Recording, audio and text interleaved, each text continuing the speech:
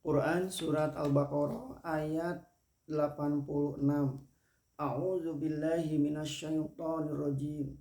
Ulaikal ladzina ishtara'ul hayatad dunya bil akhirati fala yukhaffafu anhumul azabu walahum yunsarun. Mereka itulah orang-orang yang telah membeli kehidupan dunia di akhirat. Alangkah tepat ungkapan ini untuk merebut hidup dan kemegahan dunia yang fana, kedudukan pendeta-pendeta, ketinggian dalam pandangan masyarakat pengikut yang bodoh-bodoh. Mereka lemparkan isi Taurat mereka oleh karena kalau dituruti isi Taurat pegangan itu sebenar-benarnya, niscaya mereka terpaksa menerima Al-Quran dan mengakui Nabi Shallallahu Alaihi Wasallam. Kalau isi Taurat dan Al-Quran itu mereka ikuti, selamatlah mereka dunia dan akhirat. Apatah lagi di akhirat, tetapi mereka tidak mau menerima kebahagiaan akhirat itu untuk mempertahankan kemegahan dunia.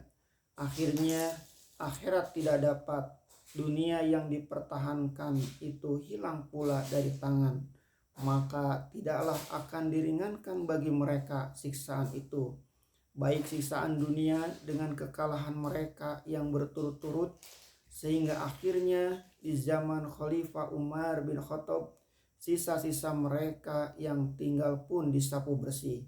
Tidak boleh seorang jua pun tinggal di Jazirah Arab, padahal tidaklah mereka dipaksa sekali juga masuk Islam.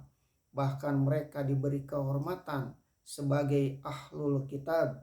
Di akhirat pun niscaya azab itu tidak juga akan diringankan, dan tidaklah mereka akan ditolong. Penolong yang sebenarnya di dalam kesusahan manusia hanyalah Tuhan. Tetapi kalau Tuhan yang didurhakai, siapa orang lain yang akan sanggup menolong? Dan kalau kita pikirkan lagi, orang Yahudi di seluruh dunia di zaman sekarang hanyalah kira-kira 15 juta banyaknya.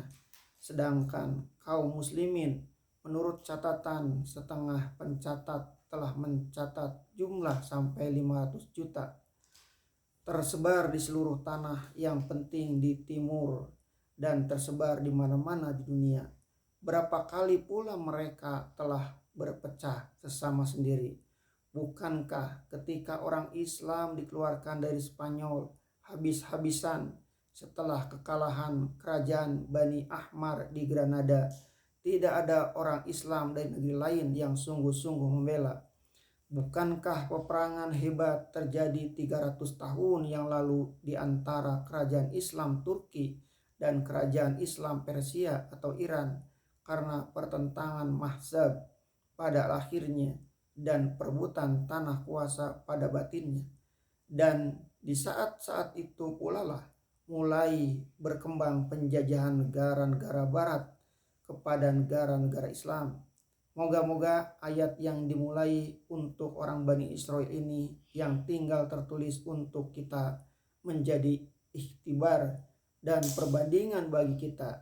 Karena hukum perjalanan sejarah dunia ini telah diatur oleh Allah dalam satu aturan yang adil, sebagaimana yang banyak ditulis oleh seorang ahli filsafat sejarah Islam sendiri, Allama Ibnu Khaldun. Moga-moga kita bangkit kembali dengan berpedoman kepada Al-Quran.